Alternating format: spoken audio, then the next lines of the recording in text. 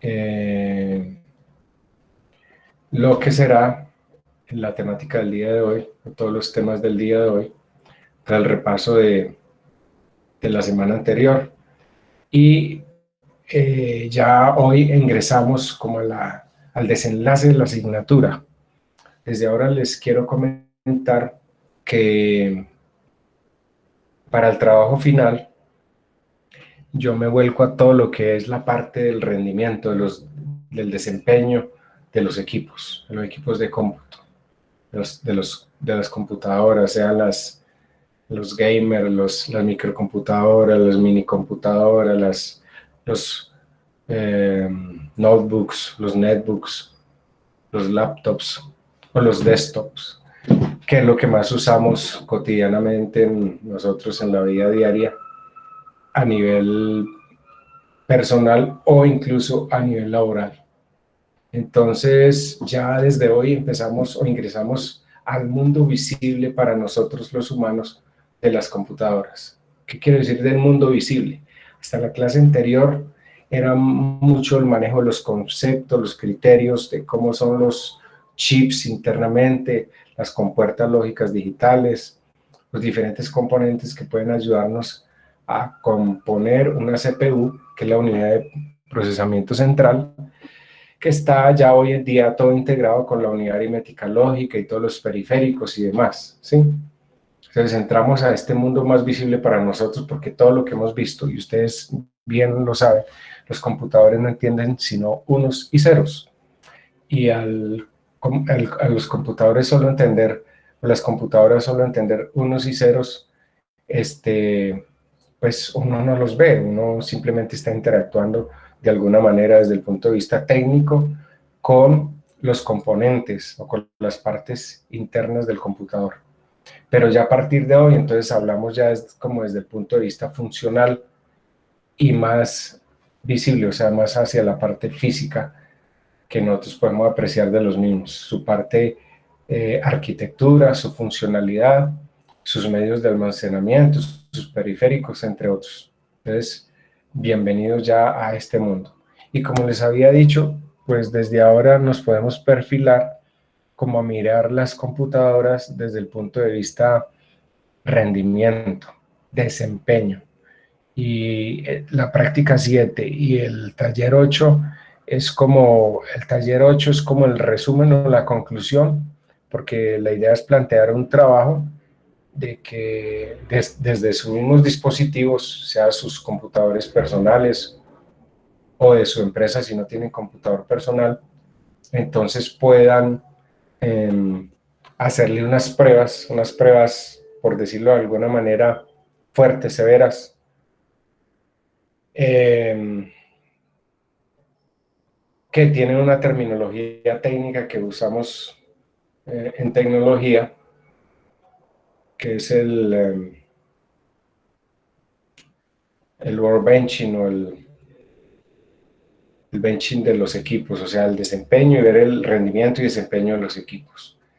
Y las prácticas del taller 7, la de la próxima semana, que tiene que ver con eso, es más como irse familiarizando con esa situación que dependiendo si tenemos Windows 7, Windows 10 o inclusive Linux, Ubuntu, no sé, hay también unas plataformas que nos permiten ver en estos sistemas operativos el comportamiento, el rendimiento o el desempeño de los mismos.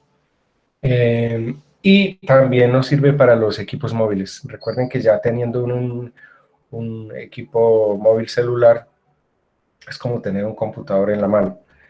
Pues en mi caso particular, más bien poco me gusta interactuar con él por mi problema pues de vista, de ojos.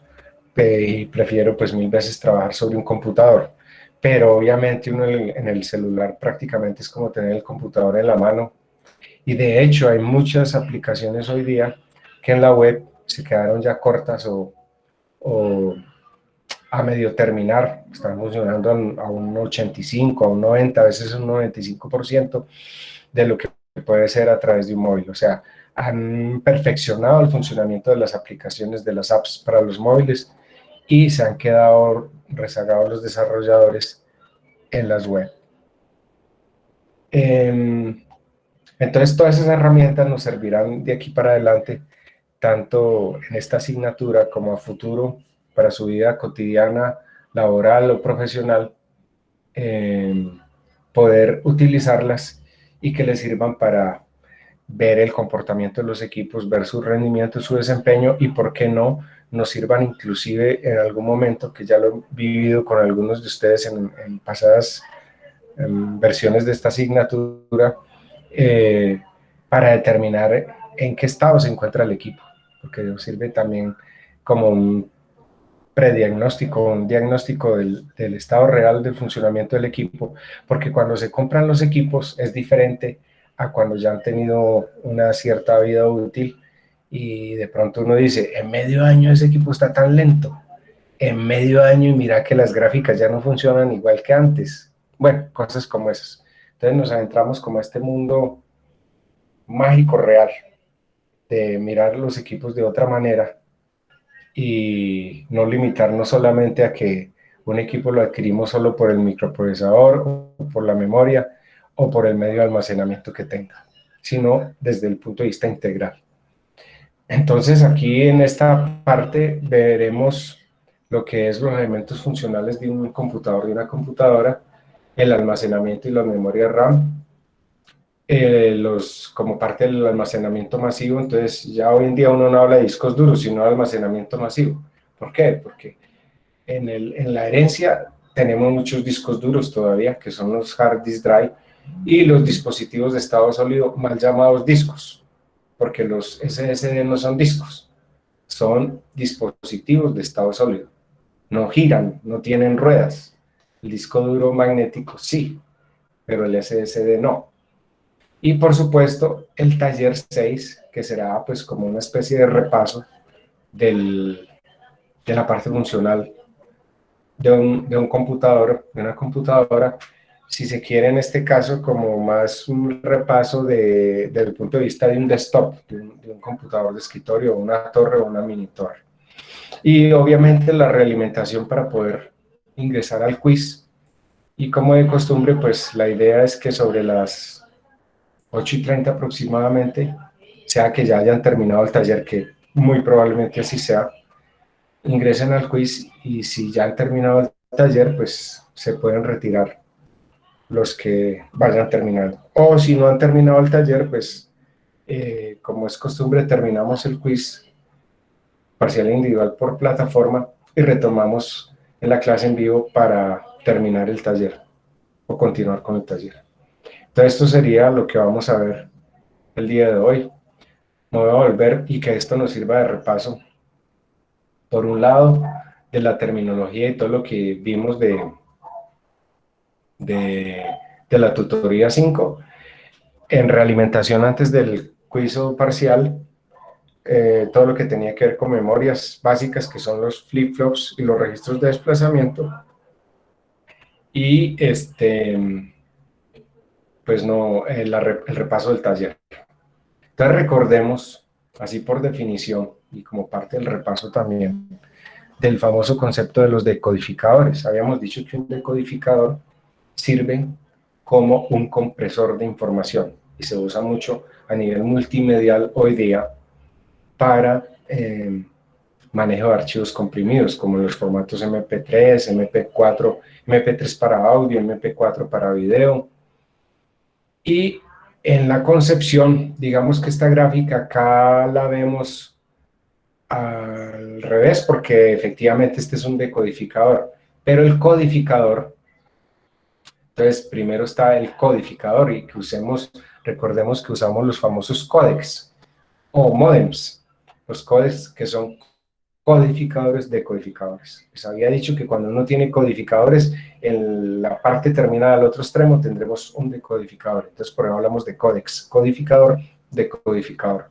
Lo mismo en la terminología o en la conceptualización de lo que son los multiplexores y demultiplexores. Pero recordemos que un codificador, al contrario de este que se ve aquí en la gráfica, en la plataforma, que es un decodificador, el codificador es aquel que, como lo habíamos dicho, comprime. Entonces, como mirando esta cajita que se ve aquí, esta esta caja negra, al lado izquierdo tendríamos 2 a la n entradas. Estamos hablando del codificador, ¿no? 2 a la n entradas y a su salida n bits de salida. Al contrario de acá del decodificador, que el codificador recibe esas señales codificadas menos número de bits, n o m bits, donde m y n son el número de bits menores o igual al número de bits, y a la salida tendremos 2 a la n bits, o sea, tantos pines como bits manejemos. O sea que en el decodificador cogemos esa información del lado izquierdo que viene codificada y la descodificamos y la manejamos como a su forma original, por decirlo de alguna manera. Eso desde el punto de vista del concepto de lo que es el codificador y el decodificador. También habíamos dicho que desde el punto de vista del decodificador, y por eso puse esta gráfica acá, como ustedes lo aprecian ahí en plataforma, del famoso decodificador BCD a 7 segmentos. Se dice BCD porque es un código ABCD, o sea, tienen un código de 4 variables ABCD y decodifica a 7 segmentos, a 7 pines. Y esos 7 segmentos están representados por diodos LED, el A, el B, el C, el D, el E, el F y el G, 7 segmentos que en la visualización puede representar letras o números. Entonces, saltando un poco en el concepto antes de hablar del multiplexor, el de multiplexor se asemeja mucho a un decodificador. Ahora, ya desde el punto de vista definición y funcionamiento, devolviéndonos el multiplexor, habíamos dicho que es muchas entradas, una sola salida de datos. Muchas entradas de información, una salida de información. Y que es controlado a través de unos selectores de esa información, de esos datos. Entonces el multiplexor es como tener muchos canales de información de entrada, un solo canal de salida. Podríamos decir que un multiplexor es prácticamente un selector de canales, porque en un momento dado puedes seleccionar el canal 1 de entrada para que se vaya a la salida. Es como un selector. Eso es un multiplexor. Entonces el multiplexor, muchas entradas, una sola salida, como se ve aquí en esta gráfica. Y el demultiplexor es todo lo contrario. El demultiplexor es un solo chorro de información de llegada a la información y muchos canales de salida. Una de las aplicaciones que les había comentado mucho que se usa en el multiplexor de multiplexor son fibra óptica. Entonces se usan equipos terminales en el origen un multiplexor y en el destino un demultiplexor, que sería una de las aplicaciones más claras de fibra óptica a través de tecnologías como el WCDM o hay varias condiciones también en la transmisión de la información, como los sistemas de transmisión masiva por sistemas SDH, ATM, fibra óptica y otros. Una cosa es la parte física y otra es la parte lógica, ¿no? La de control. Bueno, y habíamos también hablado, obviamente en la parte de almacenamiento, de los famosos flip-flops, que son las memorias básicas de almacenamiento, que solamente manejan estados de salida 1 y 0 a través de las salidas Q y no Q. Habíamos hablado de 4 tipos de flip-flops. El flip-flop set, reset, set, colocar, reset, reponer o clarear, limpiar. El JK, que es una variante mejorada del set reset, porque recordemos que en el flip-flop, que ya lo estudiamos como parte del taller anterior, este taller 5 que estamos repasando, el estado 1.1, que en el flip-flop set reset, el estado condición de entrada 1 y 1 era indefinido o indeterminado a su salida, porque se crea una ambigüedad tanto para Q y no Q, tanto que Q podría ser 1 o podría ser 0, lo mismo no Q, 1 o 0. Entonces ahí se establecía como ese estado indefinido e indeterminado. En el JK ya eso invierte el estado a la salida. Entonces los 4 tipos de flip-flops que son set, reset, JK, el D, tipo datos, y el T, trigger o toggle, que es como de disparo, de excitación de encebamiento, digámoslo así. Y en los registros de desplazamiento, que lo vimos desde el punto de vista conceptual también, es básicamente como arreglos de memorias flip-flops, que normalmente podrían ser memorias flip-flop reset o tipo D, para hacer encadenamientos de esos flip-flops que si se colocan en serie o en paralelo, entonces puede ser entrada serial o entrada serial, salida paralelo, o entrada paralelo, salida serial, o entrada paralelo, salida paralelo. Y con eso tendríamos la definición de los 4 tipos de registros de desplazamiento. Y se vendrían a ser algo así como todo eso conforma las memorias básicas desde el punto de vista binario, las memorias básicas binarias. Que los registros de desplazamiento, cuando conectamos esos flip-flops en cadena, dependiendo del arreglo, que son 4 tipos, vuelvo y lo digo, SISO, que son serial entrante, serial saliente, SIPO, serial entrante, paralelo saliente, PISO, paralelo entrante, serial saliente, y SIPO, serial entrante, paralelo saliente. Si nos movemos hacia la derecha, en esa cadena de flip-flops encadenados, valga la redundancia, uno eslabonado conectado uno detrás del otro. Si lo miramos hacia la derecha es como dividir por 2, porque como son puros flip-flops, el flip-flop solo maneja 2 estados, 0 y 1, o sea, la base binaria. Entonces, hacia la derecha es como dividiendo. Y si nos corremos hacia la izquierda en el desplazamiento, es como si estuviéramos multiplicando. Multiplicando a la izquierda por 2. Y hacia la derecha, dividiendo a la derecha por 2. Entonces, uno también, a través de los registros de desplazamiento, podríamos tener las funciones de división o multiplicación. Y bueno, también tendremos los sumadores, restadores y todo lo que hemos visto más de toda la electrónica. Entonces, eso sería el repaso general de los temas que tienen que ver con terminación de la parte de la electrónica lógica combinacional, que son los codificadores de codificadores, multiplexores y multiplexores, ingresar ya al mundo de la electrónica lógica secuencial, como son los flip-flops y registros de desplazamiento. Entonces les voy a retroalimentar, les voy a dar una realimentación de algún grupo que me pareció bastante interesante, cómo hizo la presentación del taller 5. El taller 5 consistía en explicar el funcionamiento de un flip-flop reset. Que alguien me dijo que si lo podemos explicar con reloj y sin reloj, sí, pero desde el punto de vista conceptual me interesaba o me ha interesado mucho que tengan claro cómo funciona el flip-flop, por ejemplo, sin reloj.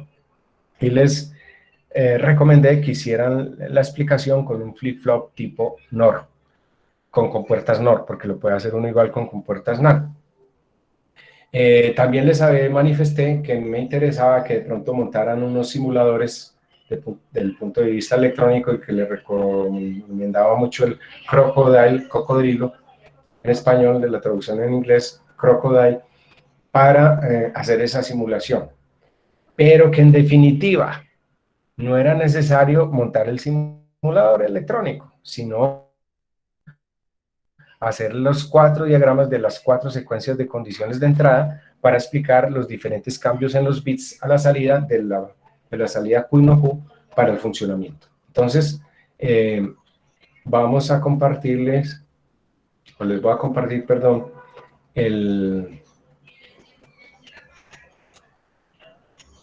ese taller que me pareció bastante interesante. Ay, me va a tocar volver a cerrar, perdón un momentico. Discúlpeme.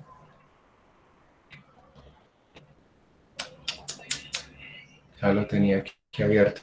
Sí, no me lo ve.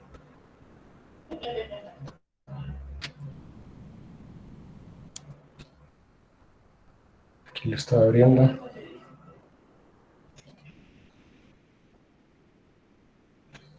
Permítame que me abrió 2 veces. Listo, ahora sí.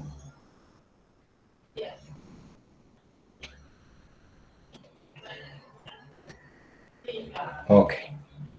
Bueno, aquí tengo el taller y voy a compartirles primero, por ejemplo, el simulador sin reloj, ¿cierto? Vamos a ver si se me deja abrir. Correcto. Aquí ya se me dejó abrir.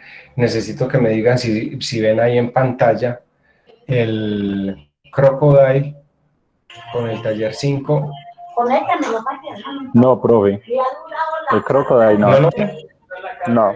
Bueno, No, entonces señor. permítanme un momentico. Ya les vuelvo a compartir aquí el Crocodile. Un momentico.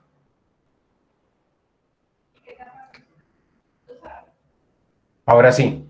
Ahí lo están viendo, ¿cierto? 45. Sí, señor. Sí, señor.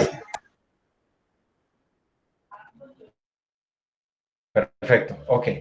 Entonces miren, aquí tengo muy sencillo como para cuestiones didácticas, para temas didácticos, porque no es completo, es simple, solamente maneja con puertas digitales, resistencias, batería, o sea, fuente de alimentación, transistores, el famoso integrado 555A, que sí les puede servir para...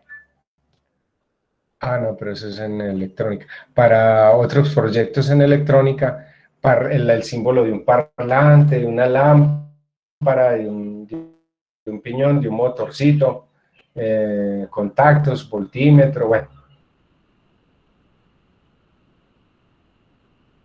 La señal de la señal de la forma de onda de salida, bueno. Entonces, aquí tenemos el flip-flop y tenemos set, reset. Miremos aquí. Entonces, tenemos la simulación, por ejemplo, cuando vamos a empezar con la simulación de cuando yo les dije, empecemos, por ejemplo, con reset igual a 1, set igual a 0. Entonces, quitemos este de acá. Y entonces aquí ponemos, cuando está aquí las lineecitas rojas, quiere decir que el reset está puesto a 1, ¿cierto? Cuando el reset está puesto a 1, para que se haga la analogía con las tablas de estados, que son las tablas de la verdad con una salida Q y no Q. Entonces, cuando reset es igual a 1 y set es igual a 0, entonces miremos, 1 con cualquier cosa da 1 a la salida. ¿Qué quiere decir? Que como es invertida una puerta NOR, a la salida tengo un 0. Este 0 lo meto aquí por la puerta de arriba, que es la que del lado del set, 0. Y como set es igual a 0, 0 más 0 es igual a 0. La salida, estoy en el lado no Q, ¿cierto? ¿Qué quiere decir?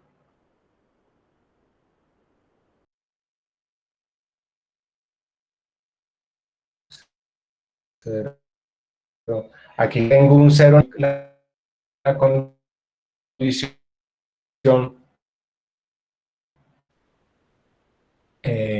reset, que cuando tenga el estado de entrada, reset puesto a 1, que quiere decir reponer, clarear o limpiar, y el set puesto a 0, eso es lo que estoy haciendo en el Q, en la salida Q, poniendo un 0, ¿sí?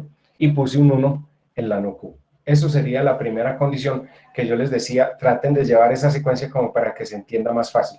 La otra condición, dijimos, era cuando el reset es igual a 0 y el set es igual a 0. Entonces, miren, yo mantengo un estado ahí que es Q, no Q igual a 1 y Q igual a 0. O sea, coloqué el reset a 0 después de haberlo tenido en 1 y el CD igual a 0, entonces se mantiene el estado, ¿cierto?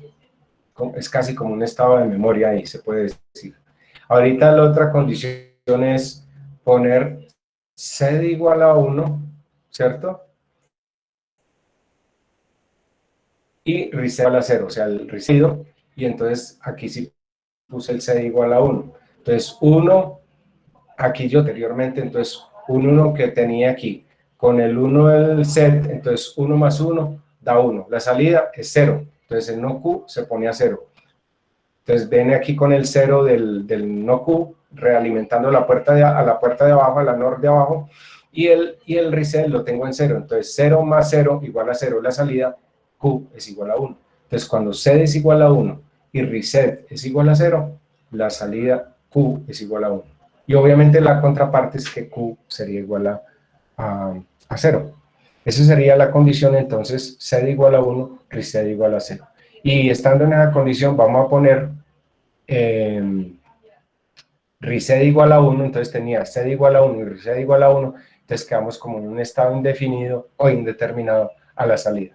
Eso sería desde el punto de vista funcional de la operatividad de un flip-flop set reset, en este caso sin reloj. Listo.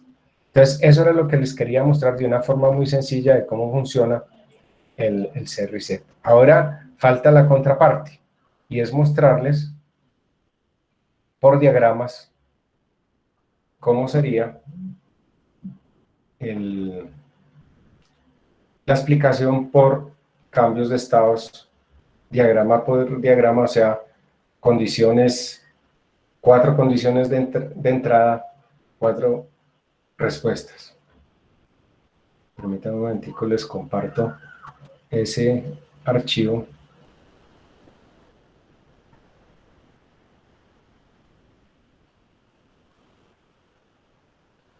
Bueno, entonces aquí nos bajamos y vemos la famosa tabla de la verdad o tabla de estados. Digamos que uno habla ya más como tabla de estados porque va a tener, de acuerdo a esa tabla de verdad, unas condiciones de salida, que es lo mismo que estábamos viendo en la electrónica lógica digital combinacional con todas las simplificaciones desde el taller 3 más que todo, cuando empezamos a aplicar esos conceptos de tablas de estados, es tener la tabla de la verdad con unas condiciones de salida. Entonces, ya miramos ahí por la explicación que 0, 0, memoriza, permanece el estado, que empezamos, por ejemplo, con un reset igual a 1, C igual a 0, entonces tendríamos una salida Q igual a 0, no Q igual a 1. Cuando C es igual a 1 y reset cambia a 0, entonces tendríamos una salida Q igual a 1 y una no Q0, y que si ponemos los dos estados al final 1, 1, condición de entrada en C reset, tendríamos un estado indeterminado indefinido.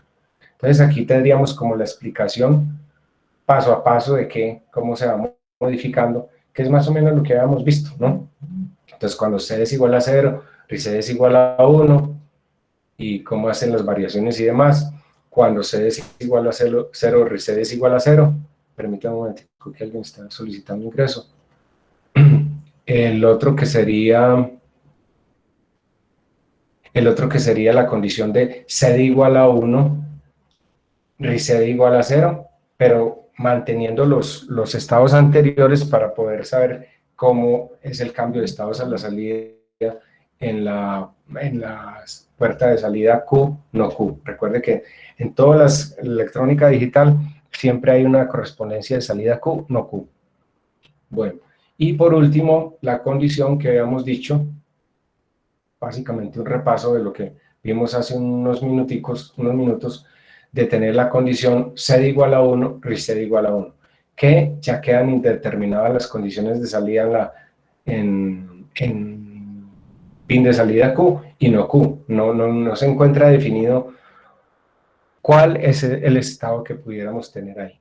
Y bueno, aquí ya la simbología, que en algunos se los valía la simbología, pero en la explicación de esto que estamos hablando acá en este momento, pues tuvieron algunos pequeños errores. Yo se los valí, por decir de alguna manera, porque algunos se equivocaron en el último estado, que en vez de poner la condición set igual a 0, reset igual a 0, repitieron alguna anterior, pero la funcionalidad como tal sí la explicaron bien, entonces por eso les valí el ejercicio como tal. O sea que vuelvo y les digo que pues me alegro que, enhorabuena, primera vez que en todos los semestres que he dictado la asignatura, es la primera vez que en este taller todos le atinaron a este taller. Entonces, hasta ahí sería como la explicación en la parte de la realimentación, de la parte conceptual de lo que son la terminación de la explicación de algunos de los conceptos de la electrónica lógica combinacional, codificadores de codificadores, multiplexores de multiplexores, y adentrarnos en la electrónica lógica secuencial, que es los básicos que son los flip-flops y los registros de desplazamiento. Para el día de hoy, entonces, ya nos adentramos, como les decía, en la parte visible, la que vemos nosotros, los humanos, porque esos unos y ceros solamente es a nivel de circuitería y ya sería la parte técnica o tecnológica la que se adentra, se, se, se, se, se mete, digamos, directamente con los chips y a mirar los estados y los cambios internos en los equipos, dependiendo de si hay una falla o no, para saber qué es lo que está sucediendo en un determinado momento, desde el punto de vista electrónico. Ya aquí, desde el punto de vista conceptual, entonces vamos a ver lo que sería, como vemos aquí, permítanme, yo les comparto nuevamente la plataforma.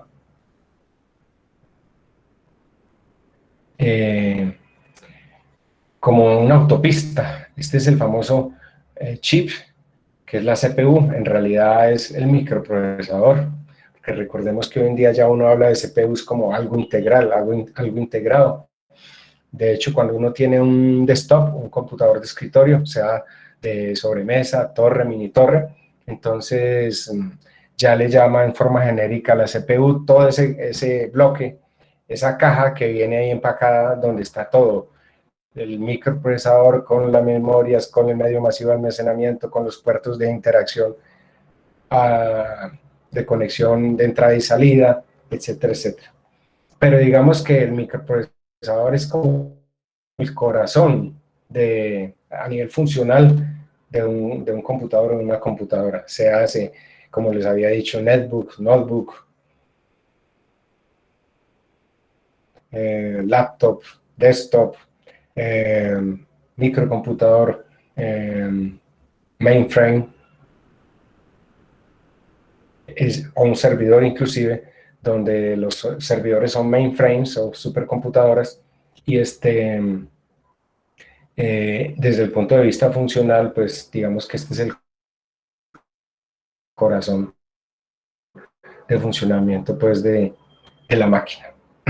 Sigo estos tres archivos, uno que se llama elementos funcionales de un computador, de una computadora, todos los conceptos que tengan que ver con almacenamiento y memoria RAM, o sea, almacenamiento masivo y memoria RAM.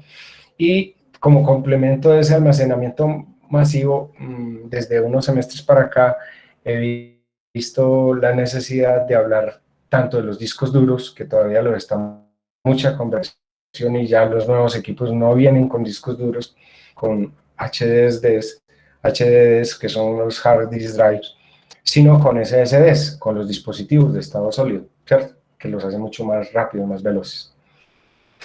Y ahora que estamos hablando de las famosas memorias intermedias SSD, Optane de Intel, para acelerar precisamente el funcionamiento de los equipos. Entonces me voy a volver aquí en el primer archivo que se llama elementos funcionales de un computador.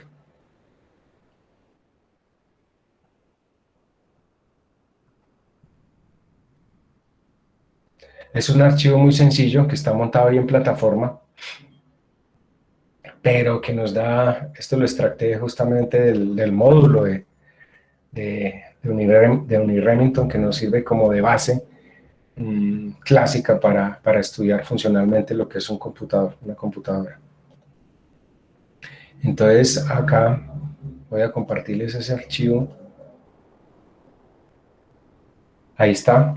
Es un archivo que lo reduje a la mínima expresión, puesto que lo que me interesa es justamente eso de manejar los conceptos, porque en la próxima clase vamos a hablar ya de la arquitectura propiamente de los microprocesadores y como parte práctica lo que les había dicho, lo que tiene que ver con el desempeño de los computadores.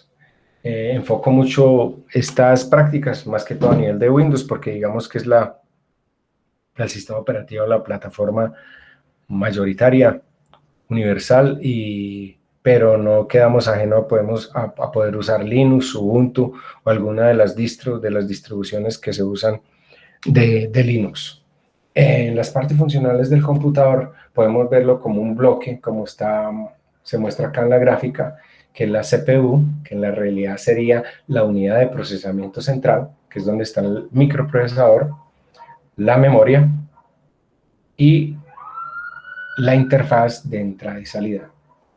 Entonces, y que además hay otro bloque general que lo llamamos como el System Bus, o sea, el bus de sistema que se compone de tres partes, que es el bus de control, o sea, todo este sistema a través de la cual el microprocesador maneja las instrucciones, el bus de direcciones, que es por direccionamiento de memoria, y el bus de datos, que es la información como tal, ¿sí?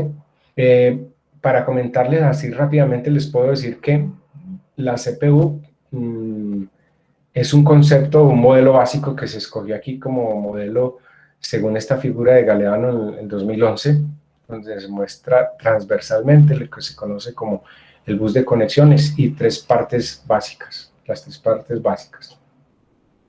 Entonces, la CPU, como lo habíamos dicho, que es el cerebro del computador, ¿no? El pensante, más que el pensante, el que recibe las instrucciones o las órdenes de ejecución de esas instrucciones para ser ejecutadas, procesadas, calculadas y reportando una salida, una respuesta.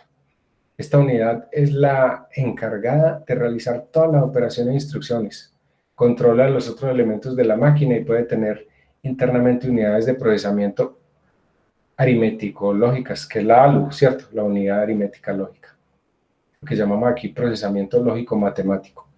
Los computadores modernos han evolucionado a lo que se conoce como computación en paralelo. Hay un término técnico, tecnológico, que de pronto ustedes, y por eso lo subrayo acá, lo resalto, que es el threading. El threading es el procesamiento paralelo. Entonces, cuando hablamos de, bueno, y hay que diferenciar dos cosas. Una cosa es la parte lógica, la de programación, y otra cosa es la parte física. Entonces, las CPUs ya vienen de multihilos. Entonces pueden venir de un núcleo, un hilo o threading. Podríamos decir en español threading como hilo. Hilo es como esa canal de procesamiento, digámoslo así, paralelo. Entonces, por ejemplo, antiguamente los microprocesadores era un solo núcleo, una sola cabeza, digámoslo así, solo cerebro. Entonces era una sola cabeza, un solo núcleo, un solo cerebro, un solo hilo.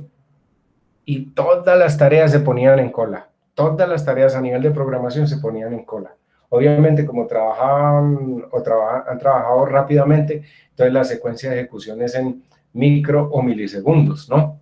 Porque las CPUs trabajan en una unidad de frecuencia de reloj para poder hacer sincronía con todos los demás elementos y para que funcione adecuadamente. Entonces, una CPU se distingue precisamente por eso, por su frecuencia, por su número de bits, y con el número de bits puede manejar mayor o menor número de direcciones y por tanto también al tener mayor número de bits, pues el procesamiento es mucho más rápido. Entonces inicialmente los microprocesadores eran así, luego eso fue evolucionando hasta que salieron los computadores Pentium, los dual core era doble núcleo, ¿cierto? Y los Pentium. Entonces, ahí ya estábamos hablando de dos cabezas, dos núcleos o dos cerebros. Y luego se introdujo, además de las cabezas o los núcleos, los threading o los hilos de ejecución, o sea, el procesamiento paralelo. Entonces, a nivel de hardware, ya también vienen, por ejemplo, los Core i3, los Core i5, los Core i7, los Core i9, vienen a dos núcleos, dos hilos, o dos núcleos, cuatro hilos, donde a veces un núcleo, desde el punto de vista de procesamiento, puede manejar dos hilos, o sea, dos procesamientos paralelos, ¿sí? Entonces, pueden ser dos núcleos, dos hilos, o dos núcleos, cuatro hilos, o cuatro núcleos, cuatro hilos, o cuatro núcleos, ocho hilos, donde cada núcleo puede manejar hasta dos hilos, o sea, dos procesamientos en paralelo. Entonces, se incluye esa terminología ahí, lo cual significa que pueden tener varias de estas CPU funcionando al mismo tiempo. O sea, el chip, uno físicamente lo ve como un solo circuito integrado, así como lo vimos en la gráfica ahí en la plataforma. Pero operativamente, internamente, él maneja para que sean varios núcleos, varias cabezas y demás. Por ejemplo, a nivel de móviles sabemos que hoy día uno ya, si quiere comprar un móvil que valga la pena, un celular móvil, es octa-core, o sea, 8 núcleos, ¿cierto? De 64 bits, por supuesto.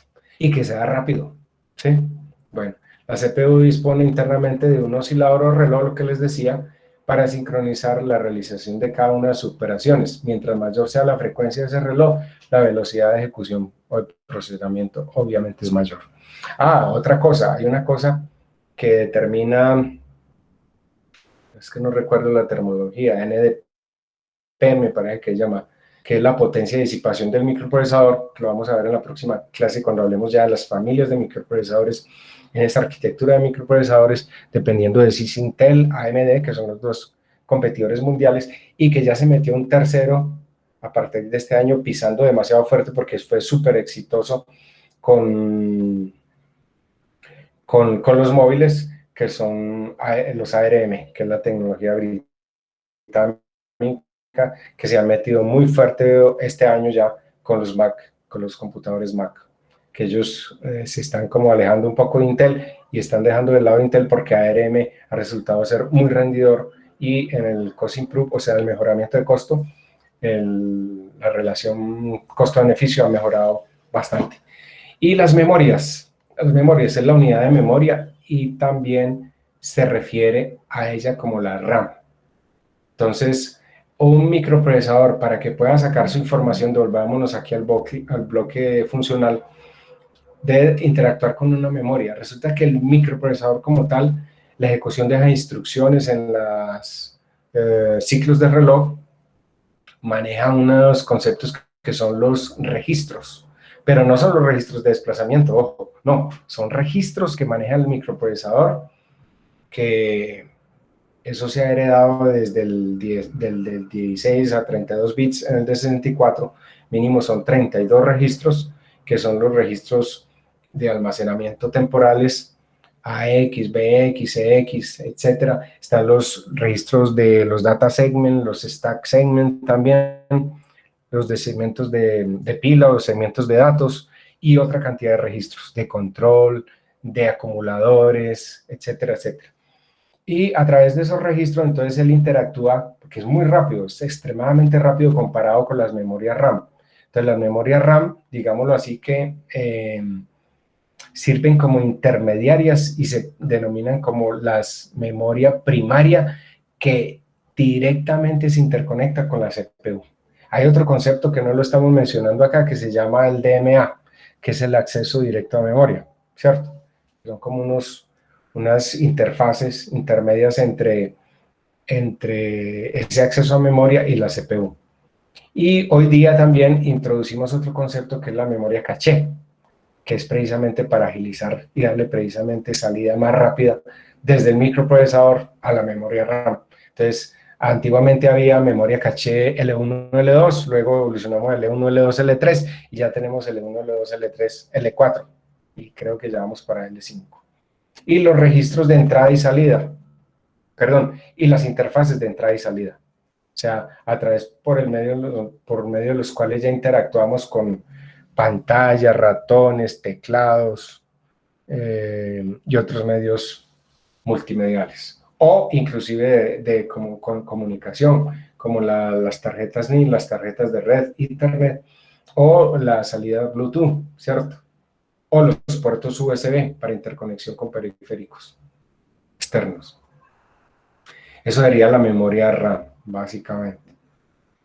Y las salidas de entrada y salida, obviamente, que es lo que les acabo de mencionar, que es a través del System Bus, el bus de sistema, en este caso para, por ejemplo, los USB, los buses seriales universales, las salidas Bluetooth, lo que les decía, las tarjetas de red y demás. También tenemos entonces el bus de sistema, que es el conjunto que les había mencionado aquí desde el punto de vista de la gráfica, que tiene el bus de control. El bus de control es aquel que maneja o interactúa directamente a través de la CPU por medio de los registros, sean acumuladores, de manejo de segmentos, de manejo de datos, de manejo de pila, para interactuar con los diferentes otros buses de direcciones o buses de datos y poder intermediar con la memoria RAM y con los periféricos. Eso sería el resumen macro de lo que sería, desde el punto de vista funcional, un computador. Vamos a ver en la siguiente tutoría, de que ya vamos a hablar ahí de los conceptos de las arquitecturas, antes de meternos a hablar directamente de las familias de microprocesadores, Intel, AMD y ARM, que la he introducido últimamente. Por lo que les comenté hace unos momentos,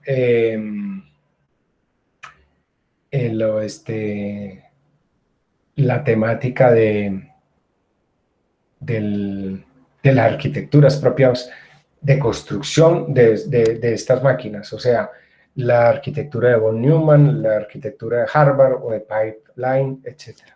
Eso sería como la parte de introducción de la siguiente tutoría.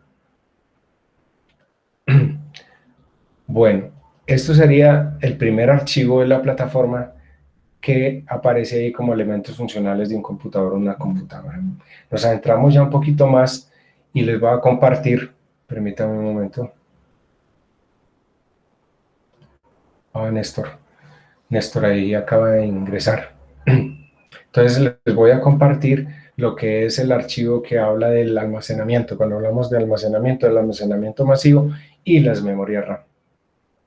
O sea, esto hay mucha tela que cortar. Pues en otras universidades y en otras asignaturas y todo se habla ya mucho detalle ya de los componentes, cómo se conectan, cómo se prueban, cómo se identifican, todo eso.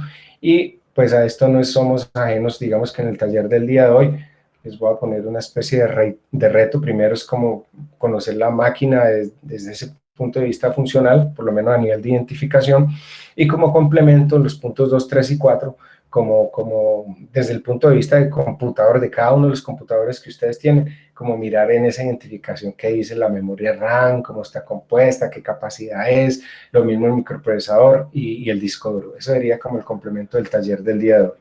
Entonces voy a abrir ese archivo que se llama almacenamiento y memoria RAM. Yo lo llamé, perdón, ¿alguien iba a comentar algo? Sí. Buenas noches, ¿cómo está? Hola Néstor, ¿qué tal? Acabé de llegar, eso, transporte muy maluco por acá. Tranquilo, tranquilo Néstor, lo importante es que se una acá y termine de estar presente aquí en la tutoría. Bienvenido. Bueno, entonces las memorias en informática, yo lo he llamado en término general memorias en informática. Bueno, esto aquí hablamos de historia, hablamos de un poco de cosas, cada vez también le hago como compresión a la información, a los archivos, y trato de optimizarlo para hacerlo lo más sencillo y entendible posible, ¿no?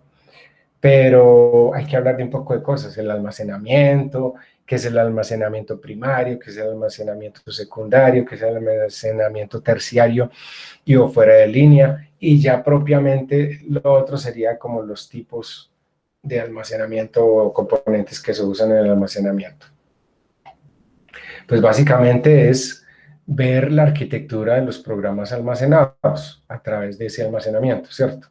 Otra cosa bien interesante que de pronto, no sé si ustedes la conozcan o lo manejen, porque bueno, los que en algún momento de la vida nos ha tocado trabajar con el lenguaje de máquina, sabemos que a nivel de los sistemas operativos, que no es más que un sistema de supervisión o de control de todo un equipo, se manejan la memoria de los equipos mismos a través de una cuestión que se llama paginación, ¿cierto? No sé si ustedes manejan esos conceptos. Entonces, los sistemas operativos manejan una cosa que se llama paginación desde el punto de vista de direccionamiento de memoria, porque para el almacenamiento masivo todo se maneja por direcciones, por ubicación, por localización, para saber en dónde está la información y poder leerla o escribirla, o leerla, modificarla y reescribirla, algo así.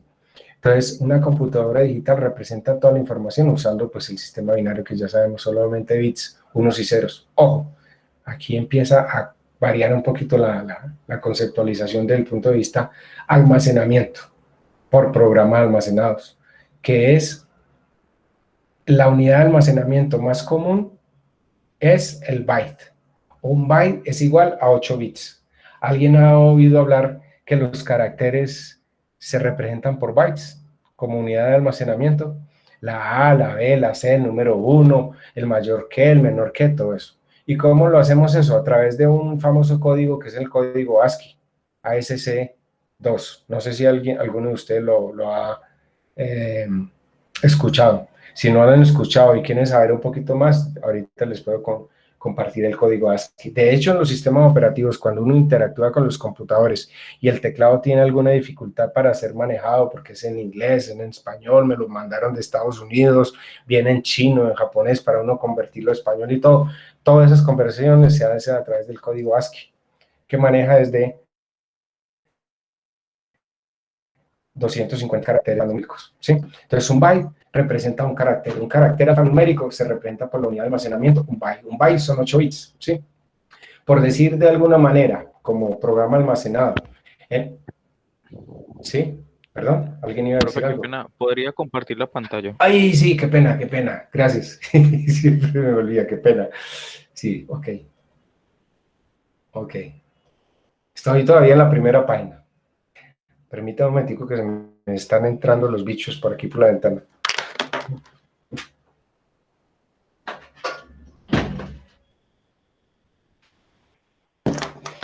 Bueno, entonces como les decía, la unidad de almacenamiento como programa almacenado es el byte. Un byte son 8 bits, que representa un carácter alfanumérico. Entonces podríamos decir en un término general que en un megabyte uno puede editar una pequeña novela, en un megabyte de información, ¿cierto?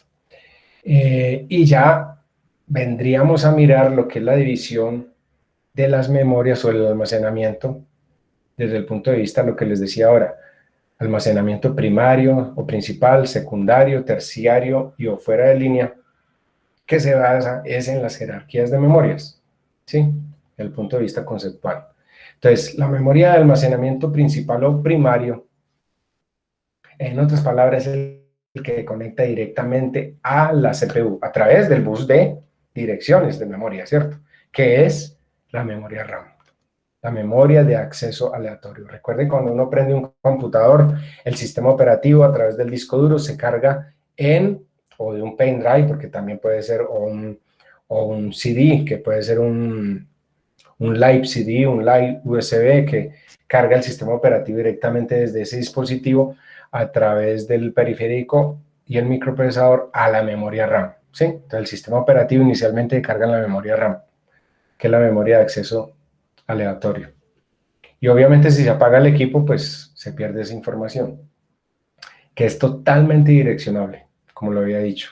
Entonces se puede decir que los registros del procesador que les había comentado hace un rato no son parte de la memoria principal, son registros porque son nombrados. O sea, cuando yo le digo, mandes información al registro AX, BX, CX, DX, tiene un nombre que es muy diferente a ser manejado de una forma de direccionamiento. Y la otra memoria que puede ser parte de la memoria principal también es la memoria caché, que era lo que les decía, que es para acelerar la velocidad de 10 hasta 100 veces más la memoria primaria. O sea, en este caso la memoria RAM. Entonces, una memoria primaria es la memoria RAM. Podríamos decir que la memoria caché es un complemento de esa memoria primaria. Pero los registros internos del microprocesador no son memoria primaria. ¿Por qué? Porque son nombrados. Y para poder manejar memoria hay que hablar de direccionamiento. Ok. Ya el almacenamiento secundario. Podríamos decir que el almacenamiento secundario lo catalogamos más que todo como unos canales de entrada y salida. Y de un almacenamiento a largo plazo de esa información. A través del sistema operativo lo manejamos por las interfaces, ¿cierto? Por los puertos. Y ahí podríamos decir que ese almacenamiento secundario es lo que denominamos almacenamiento masivo. Un disco duro es un ejemplo de almacenamiento secundario, o los nuevos dispositivos SSD. Habitualmente la memoria secundaria o almacenamiento masivo tiene mayor capacidad que la memoria primaria, obviamente, pero es mucho más lenta. En las computadoras modernas, los discos duros o los dispositivos SSD suelen usarse como dispositivos de almacenamiento masivo. Como comentario les había dicho como las famosas memorias Optane, que se usan ahora no solo en equipos sino en términos general todo lo que es Optane es de Intel, ¿no? pero se está usando mucho ahora en otras tecnologías con otras marcas de equipos, que es como una memoria intermedia de almacenamiento adicional a la memoria de almacenamiento secundario, digamos así, y que lo que permite hacer un aceleramiento de ejecución del equipo bastante notorio. Ahora, el almacenamiento terciario y o fuera de línea, digamos que la memoria terciaria es un sistema en el que un robot industrial, brazo robótico, montará o conectará o desmontará, desconectará un medio de almacenamiento masivo fuera de línea. Entonces, hablar de almacenamiento terciario y o de fuera de línea es lo mismo. Y ahí se incluye lo que son los disquetes, los discos ópticos, las memorias flash, memorias o unidades USB, también los discos duros externos por USB, ¿sí? Las cintas magnéticas, a mí también me tocó trabajar mucho en eso, en telecomunicaciones, en equipos de telecomunicaciones, con cintas magnéticas. En los bancos antiguamente se trabajó mucho también con cintas magnéticas. En los centros de cómputo se usó muchísimo las cintas magnéticas para grabar información. Información de forma secuencial, ¿no? En los discos duros se usa mucho ahora el acceso aleatorio, ¿no? Pero en las cintas magnéticas todo el acceso es totalmente secuencial, uno después del otro, obviamente, ¿no? Porque tienen que hacer un recorrido los lectores, las cabezas lectoras, pues, o de escritura, una pista después de la otra, una secuencia de información después de la otra. Bueno, en el almacenamiento de red tendríamos lo que se denomina el almacenamiento en la nube y servicio de alojamiento de archivos, ¿cierto? Yo no sé si ustedes en informática, probablemente algunos de ustedes sí han trabajado con la virtualización del manejo de la información a nivel de red. Cuando uno crea una unidad de almacenamiento virtual, como la letra R, S, T, V, etcétera, etcétera, ¿sí? Y entonces eso, aquí es a lo que se refiere al almacenamiento de red. Es el almacenamiento asociado a la red en una memoria que vendría a ser como una memoria secundaria también, o terciaria, que puede ser secundaria o terciaria. Secundaria si un medio de almacenamiento masivo externo, o terciaria en el sentido que es fuera de línea, ¿cierto? Que reside en una computadora a la que otra de estas puede acceder a través de una red de área local, una red de área extensa o una red privada virtual, una VPN. Y otra vez también del Internet, ¿cierto? Esto sería las redes de computadoras, son computadoras que no contienen dispositivos de almacenamiento secundario y en su lugar los documentos y otros datos son almacenados en un dispositivo de red o lo que llamamos hoy día en la nube. Por ejemplo, con Windows 8 o 10 que manejamos ¿cómo es que se llama? Recuérdenme, muchachos, que me olvida la palabra y lo usamos todos los días. El almacenamiento en Google es Google Drive. El almacenamiento en Windows, Microsoft es, ¿me recuerdan? En la nube. OneDrive. ¿Cómo? OneDrive. OneDrive. OneDrive, correcto, sí señor, exacto. Bueno, ahorita vemos las memorias y sus características. Vamos a verlo de una forma muy rápida, muy general. Digamos que una memoria RAM tipo DDR quiere decir Double Data Array, que quiere decir doble cara de datos, por decirlo de alguna manera. Hay DDR2, DDR3, DDR4, pues las primeras que valieron era DDR, de ahí pasamos a la DDR2, DDR3, DDR4, y hoy día inclusive estamos ya usando, bueno, no sé si en alguno de los computadores que ustedes tengan, pero los más modernos, los ultimitos, en los últimos, ya hay DDR5, que básicamente vienen desde 32 GB, o sea que son ya memorias bastante rápidas y de una buena capacidad de almacenamiento temporal.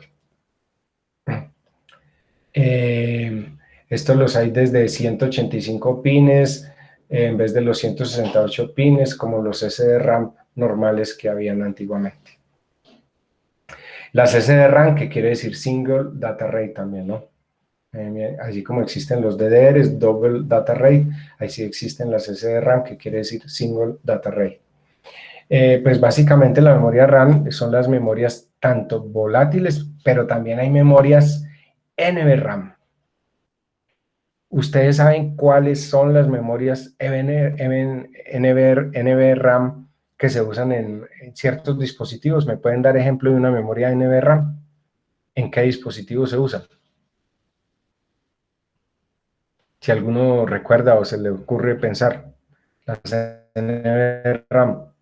En los routers, en los enrutadores se usan NVRAM, también en los modems, en los códecs, en muchos equipos de comunicaciones, de telecomunicaciones se usan NVRAMs, que son memorias no volátiles, o sea que son reescribibles eléctricamente, que es a través de unas famosas memorias que usábamos antiguamente como la C cuadrado PROM o las flash, como las que usamos en las memorias USB.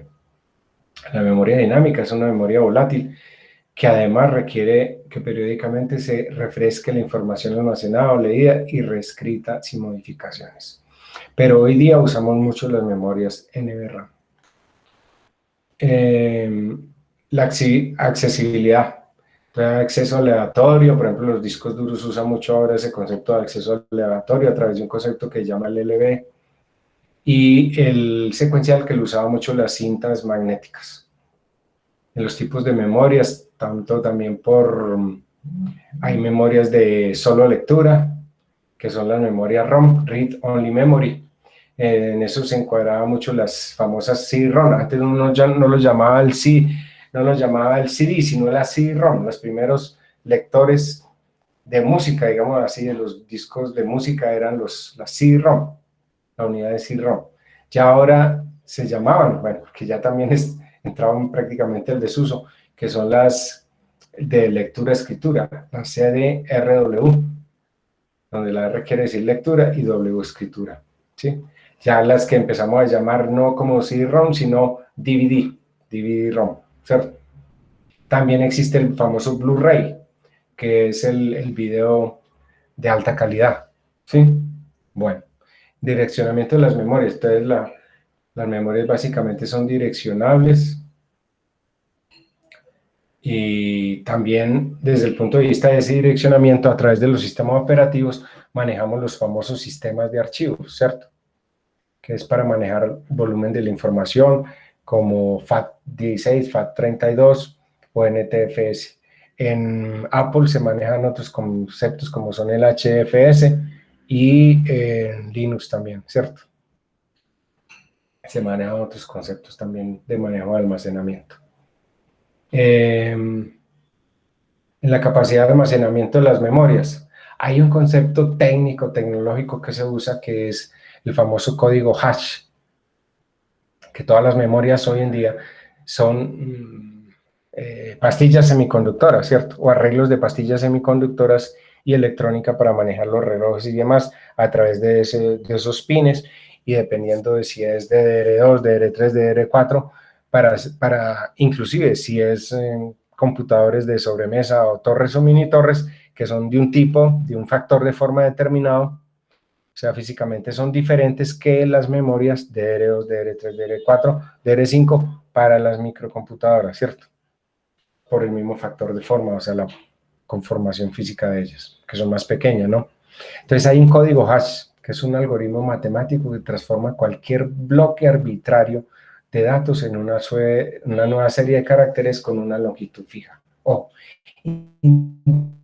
independientemente de la longitud de los datos de entrada, el valor hash de salida tendrá siempre la misma longitud. Entonces se usa mucho en las mini computadoras, las macrocomputadoras y las microcomputadoras. Esos conceptos de manejo de los códigos hash para las memorias. En los tipos de memorias, pues ya sabemos, están ahora las flash, las SSD y las NVMe. ¿Por qué hablo aquí de las memorias NVMe? Porque son una variante de las memorias SSD. Hay las memorias SSD de tipo SATA, SATA-E y NVMe. Por ejemplo, los computadores Mac usan mucho esa tecnología NVMe y además las memorias para los computadores Mac son muy diferentes en su forma y en su número de pines, que son las M2, ¿cierto? M2. Inclusive difieren mucho de las memorias estándar SSD, NVMe o M2 para cualquier otra tecnología como Asus o marca Asus o Dell o IBM o Lenovo u otra de esas otras marcas. Entonces les quiero decir que eso pasa mucho en los equipos Macs. Y además agréguele hoy día que muchas de esas memorias SSD o dispositivos SSD ya vienen soldados. Los equipos Mac desde el año 2014 empezaron a venir todos los equipos soldados. Antes, inclusive en algunos MacBook Air y todo, venían las SSD tipo factor de forma M2 o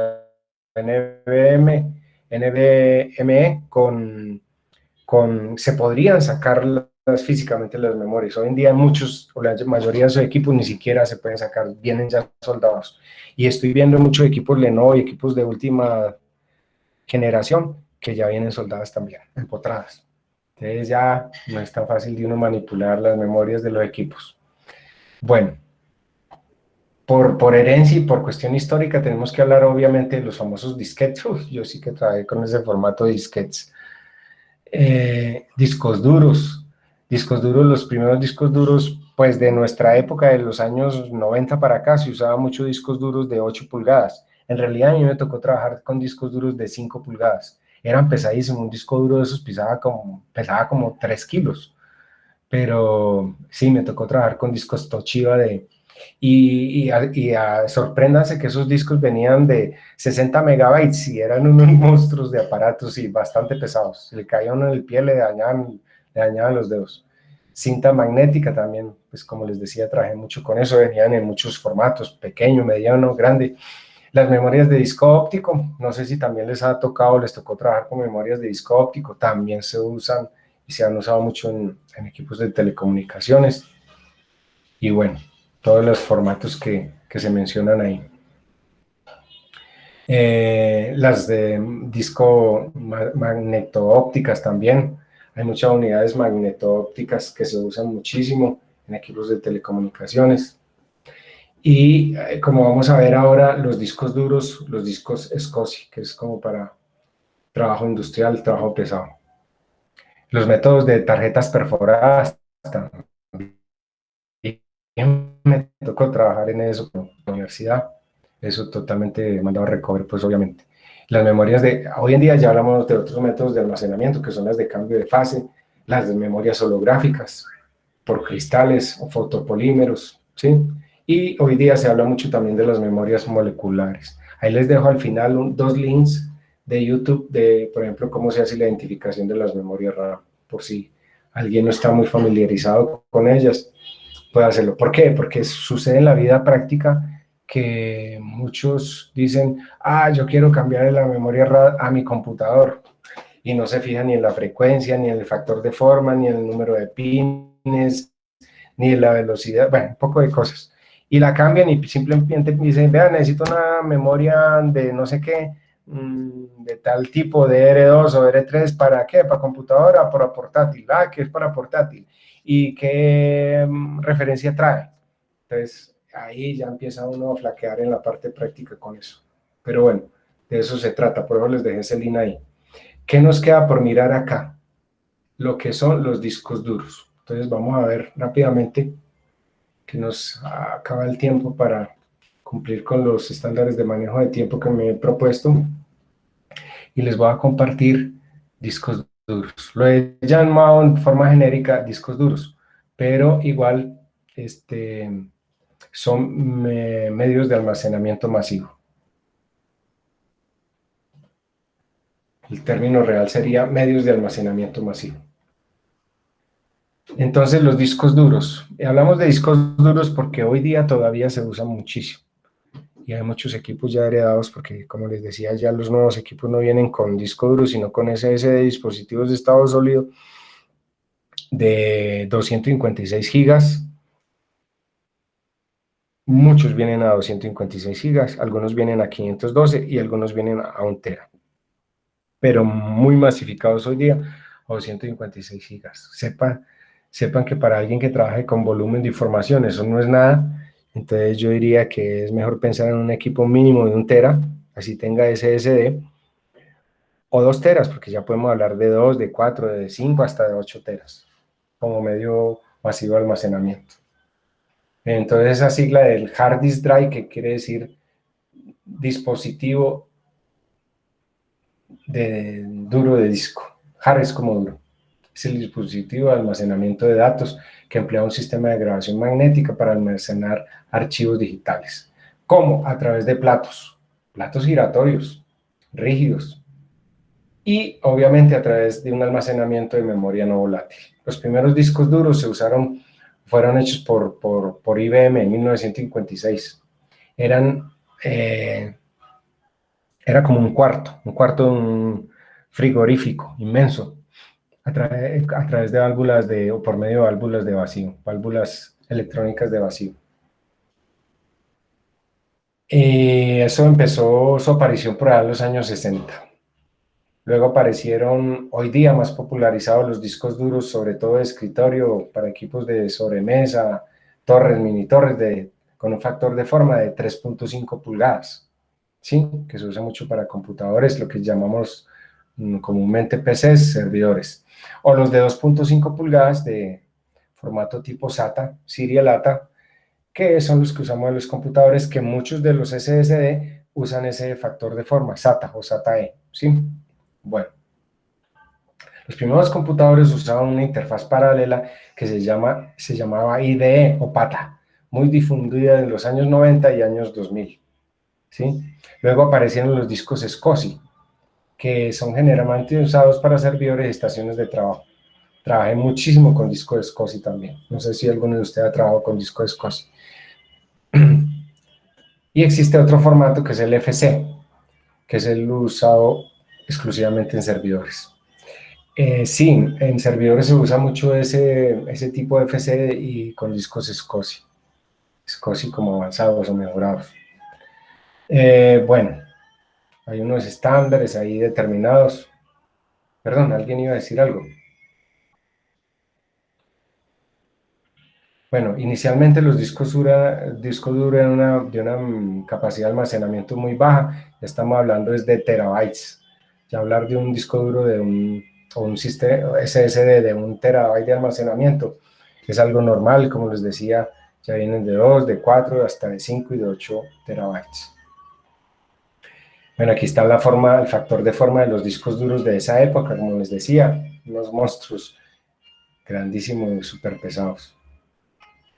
Yo voy a hacer un resumen aquí lo más rápido posible por cuestiones de tiempo, pero ahí les queda el archivo de referencia para que puedan leer y como conocer un poco más. La estructura lógica, bueno, la estructura física, la estructura lógica, entonces tenemos, antiguamente para los sistemas operativos usaba uno que era el Master Boot Record, que era el registro de arranque maestro, digámoslo así, que se usaba mucho en Windows 98, Windows XP, etc.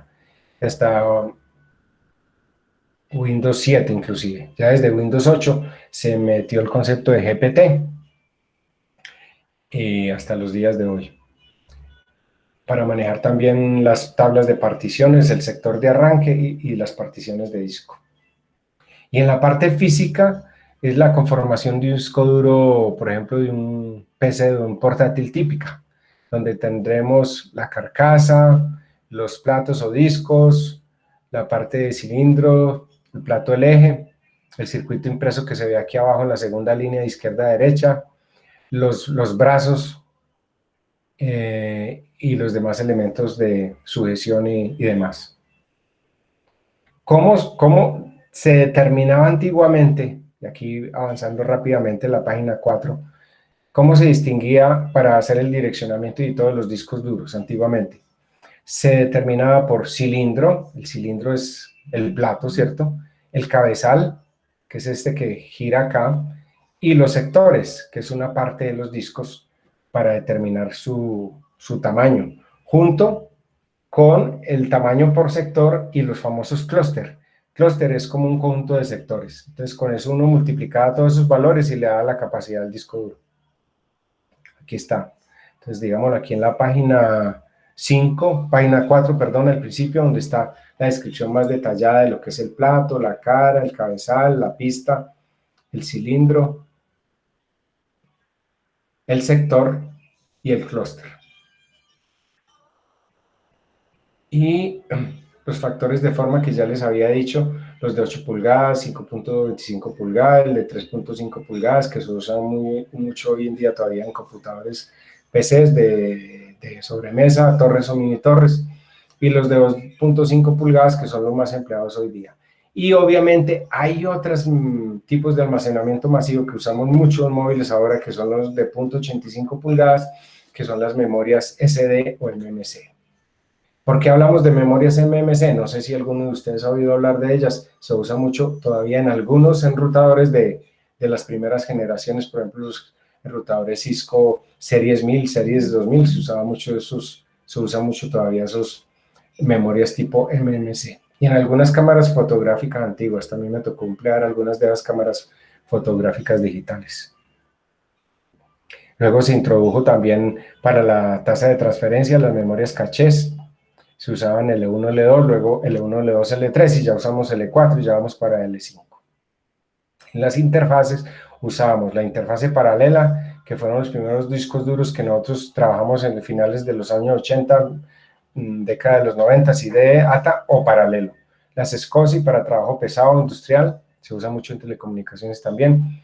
Los SATA, la interfaz SATA muy usada hoy día. Interfaz USB, también para discos duros externos, el FireWire, que se usa mucho en equipos Macs y en algunas cámaras de video, Sony, si mal no recuerdo, y los Serial Attach, que son los SCSI seriales. Y hay otra tecnología, LAN-Z, la verdad poco la conozco. Aquí están los tipos de conectores ATA o PATA o IDE, heredado en algunos equipos antiguos, y las otras interfaces IDE, SATA, SCSI y SAS.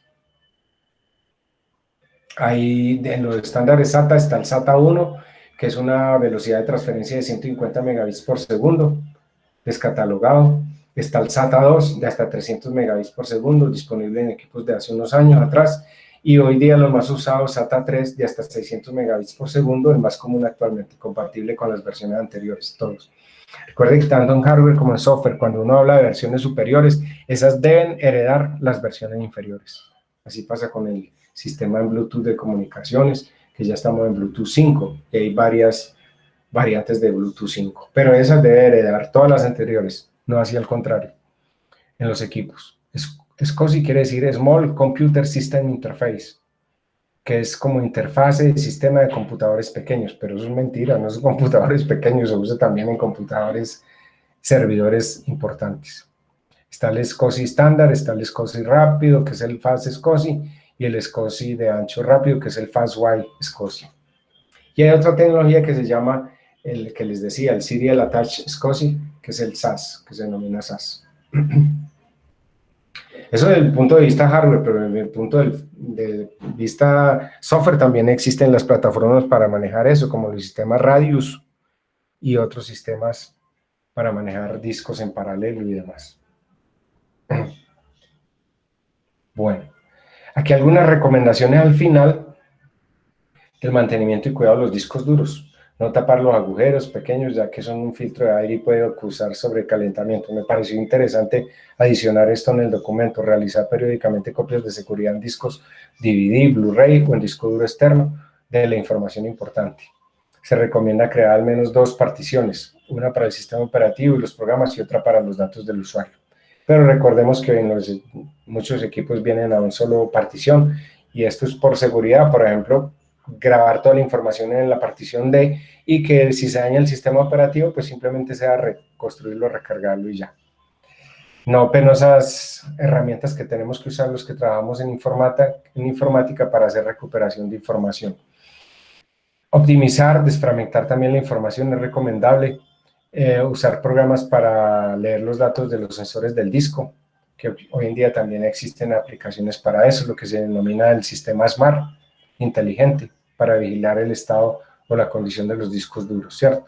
Evitar que el disco duro sufra golpes físicos, y si el disco duro presenta problemas de confiabilidad, funcionamiento normalmente lento o aparecen sin razón aparente archivos dañados o ilegibles, analizarlo con un comprobador de disco.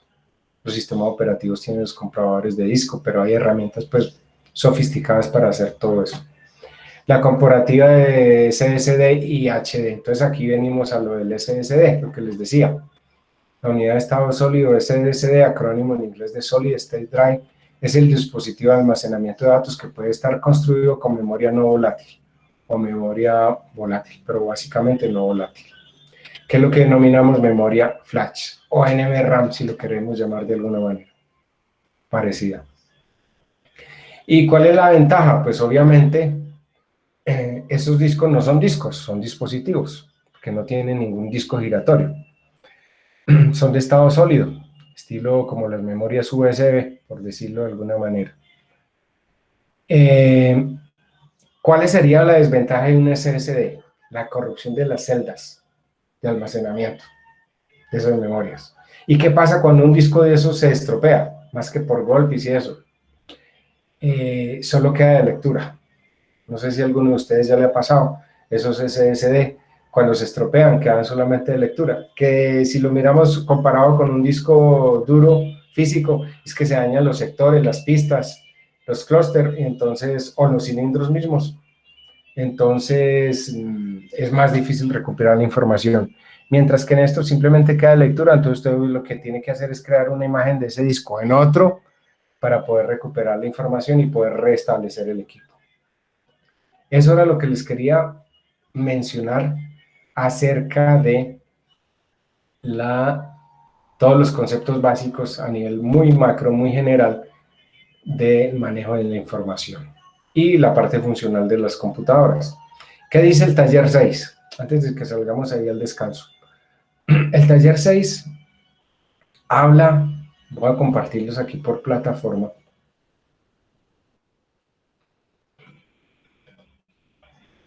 Identifiquen el link que está ahí abajo, al final del punto 1, cuáles son los principales componentes internos de una tarjeta madre en un típico computador.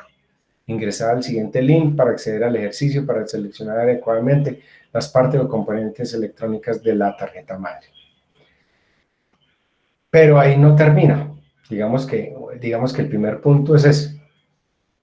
Es que diga cada uno de los componentes, vea, el 1 era tal cosa y sirve para tal otro, el 2 es tal cosa, creo que son como 10 o 12 ítems. Entonces es colocar el pantallazo de los resultados de que sí hizo la identificación correcta de cada componente, y en el archivo que me suben a la plataforma está la foto, digámoslo, de que sí lo hizo y que cumplió con todos los puntos, de que sí lo localizó bien, los identificó bien, pero debe colocar de cada uno de los ítems identificados, el 1 qué es y para qué sirve, el 2 qué es y para qué sirve, sencillito, sin extenderse, y ya.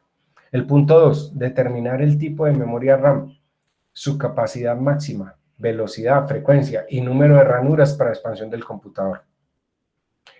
Ahí los pongo un poquito, si nunca lo han hecho, que exploren un poquito por internet cómo hacerlo. Si no, les puedo dar pautas y hay inclusive en comandos en los sistemas operativos para determinar uno de eso.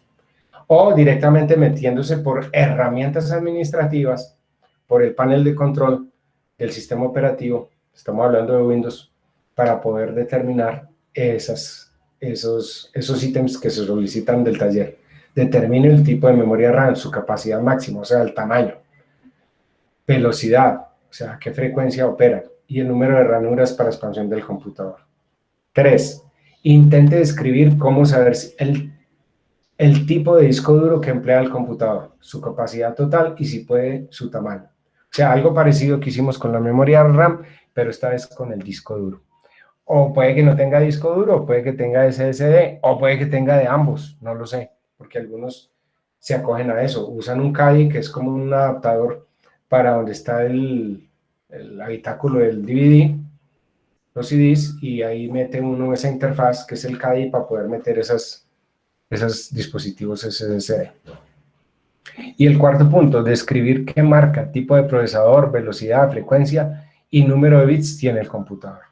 Entonces, ahí les dejo un punto opcional, pero no es necesario. Yo creo que me contestan el punto 1, 2, 3 y 4 es suficiente. Eso sería el taller del día de hoy.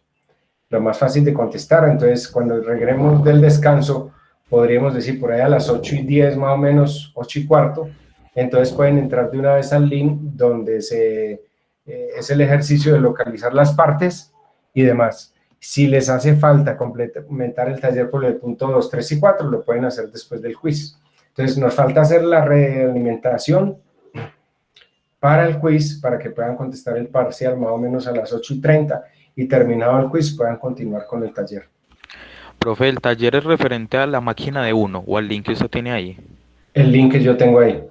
Ahí le va a explicar, pues, ahí decimos Sí, lo ahí de la le sale RAM, un lo del pantallazo. SSD. Sí, no, ahí sale un pantallazo de una tarjeta madre típica de un computador. Y lo que debe hacer usted es, paso a paso, ir identificando los componentes y localizándolos. Cuando los termine de localizar, entonces en un archivito en Word, coge ese pantallazo, lo pega al archivo en Word o donde lo vaya a hacer, y la explicación de cada ítem. El uno era, no sé, la interfase IDE, por decir algo. Es decir, esa es la interfase que sirve para tal cosa, y ya no más, y así sucesivamente. Profe, pero ahí en Pero ese el es el link punto no uno. muestra disco duro. ¿Cómo? Ahí en el link no muestra disco duro, sale la entrada SATA, pero más no muestra qué disco tiene. No, sí, por eso, es que eso es la explicación de las interfaces de un computador. Ah, pero hacemos referencia al punto, o sea, esa solución es para el punto uno, pero el punto 2, 3 y 4 que hay que especificar, pues, Ah, eso que sí qué ya es de frecuencia, acuerdo a su eso es de computador, nuestro el computador. computador. Ah, Es ya. su computador. El punto 2, 3 y 4 es del computador, por ejemplo, con el cual usted se está comunicando a Ah, listo, listo. esta videoconferencia. ¿Listo? ¿Y eso es individual o en el grupo? Individual. No, eso lo pueden hacer individual y por práctica, pero pues por grupo me envían un solo taller, obviamente, ¿no? Ah, listo, profe. Entonces, muchachos, Angie, entonces les voy a cerrar la cámara aquí unos 10 minuticos, les vuelvo a salir más o menos a las 8:16, 8:17.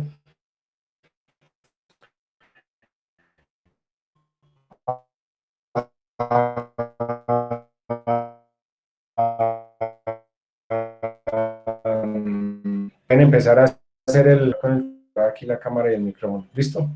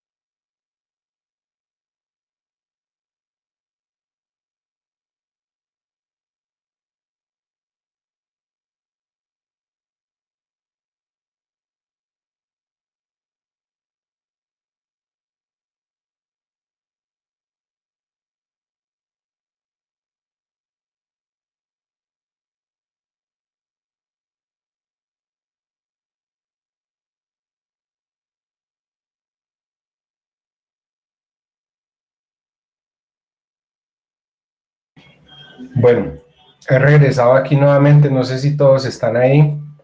Recuerden que debo llamar a lista justamente para antes de entrar al parcial. Voy a llamar a lista. Veo que en la asistencia hay 18 participantes.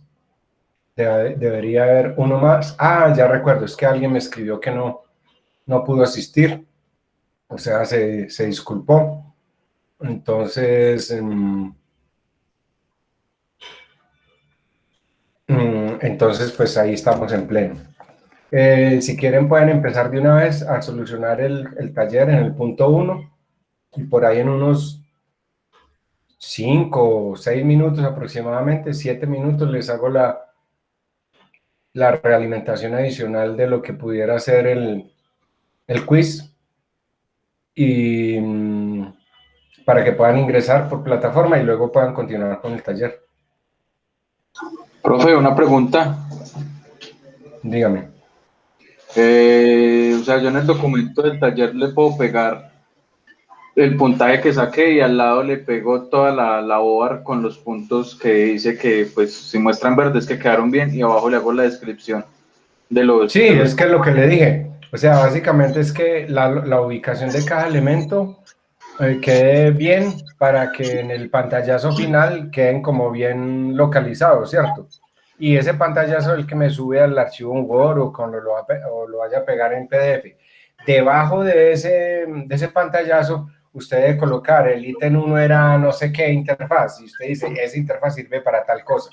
El siguiente punto es la interfaz tal, y eso sirve para tal otra, y ya no más. Ah, bueno, listo. ¿Listo? Bueno, profe. Ok.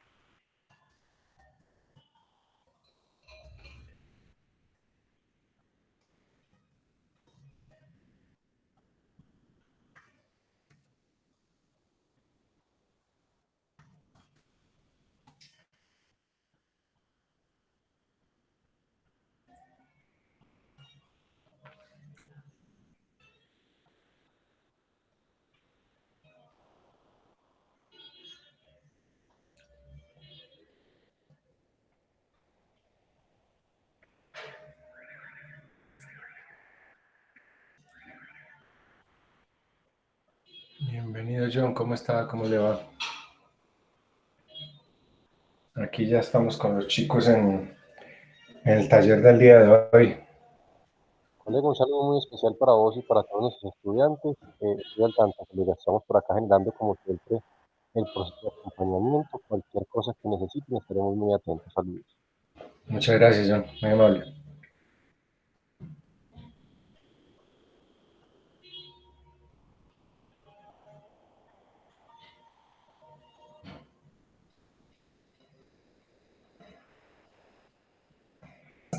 Profe, pregunta, el link del quiz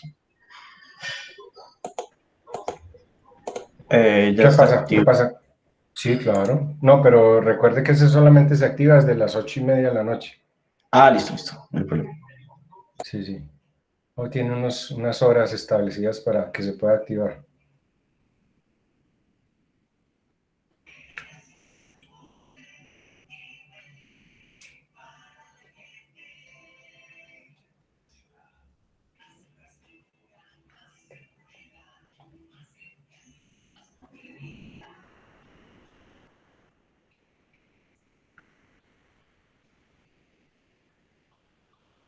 Profe, ¿la descripción tiene que ser técnica o no con palabras de uno? O sea, por ejemplo, socket. No, con sus palabras. Sí, sí, si cree pues que quiere detallarla como más en cuanto a la terminología técnica, pues usted verá, pero con sus palabras si se entiende y es claro y es consistente con sus palabras. Listo, profe.